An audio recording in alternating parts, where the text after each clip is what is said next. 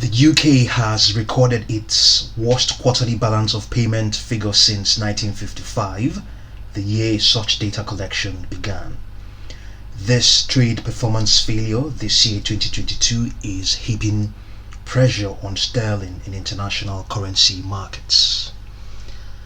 The current account deficit was calculated at 8.3% of gross domestic product in the first quarter of 2022, a deterioration from an average of 2.6% across all of 2021.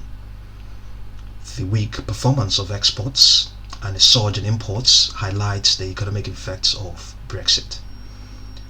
The figures tally with academic studies showing a decline in exports since 2021, when the UK left the EU single market and new border controls were introduced.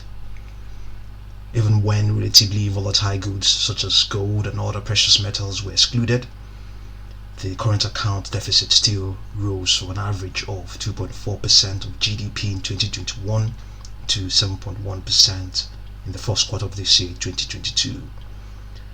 The chief economist at Capital Economics, Paul Dales, said the most noteworthy element in the figures was a 4.4% fall in real exports and a 10.4% leap in real imports.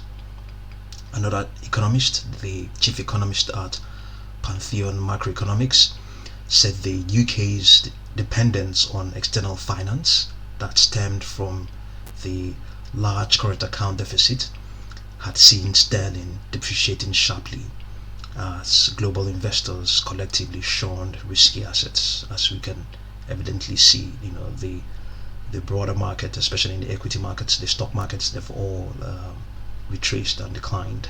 So indeed, yes, global investors are shunning such assets, risky assets like shares and equities.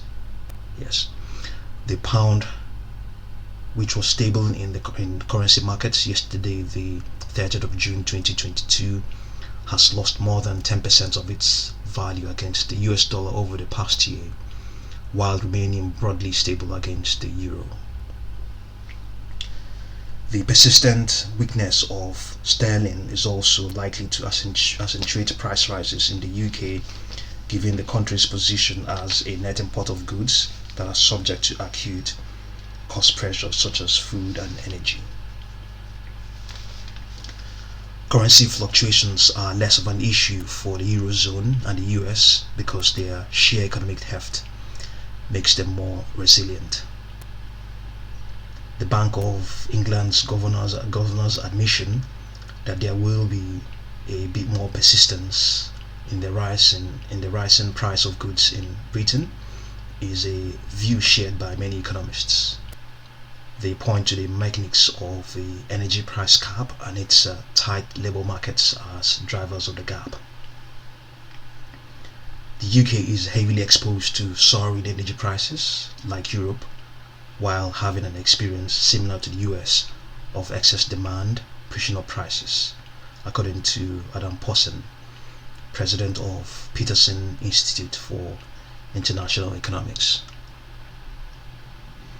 Paul Dales, the chief economist at Capital Economics, expects UK inflation to peak beyond 10% mark in autumn of this year 2022.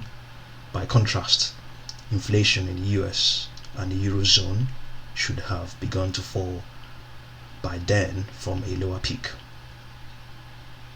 Like the Eurozone, the UK is heavily reliant on gas imports, which has left it exposed to volatile energy prices. These were driven up first by demand resurging following the pandemic and then by the Ukraine war. But labour market dynamics are another factor. UK unemployment patterns are more reminiscent of US than of Eurozone nations. Tight labour markets and greater wage pressures could play more of a role in sustaining price growth than on the continent. According to Dales, one driver of tightening in the UK labour market is Brexit. It is a factor that the UK has experienced that the US has not. and that the Eurozone is on the other side of. And that probably has contributed to some resistance, to some restraint on the supply of workers, he said. So see what you make of all of these things concerning the UK current account deficit, and thank you very much for watching this video.